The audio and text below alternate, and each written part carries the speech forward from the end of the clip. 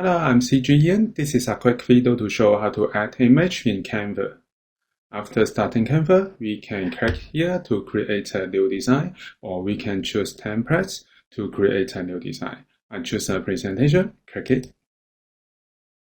And then a presentation design template is created. Next, we can go to Uploads, and then go to Uploads Files, or we can use three-dot menu, click it. We can upload folder, or we can upload Dropbox file, Google's Photos, and Google Drive. In this example, I will use upload files to upload the image in my file folder. I select this image and then click open to import the image, so we can click and drag into design template to add the image. So we can adjust it, we can rotate, and we can move it. I delete this image. Alternative, we can go to file folder and then we can click and drag into Canva to import image directly. So this is how you can add image in Canva. Thank you for watching this video. Hope this helped.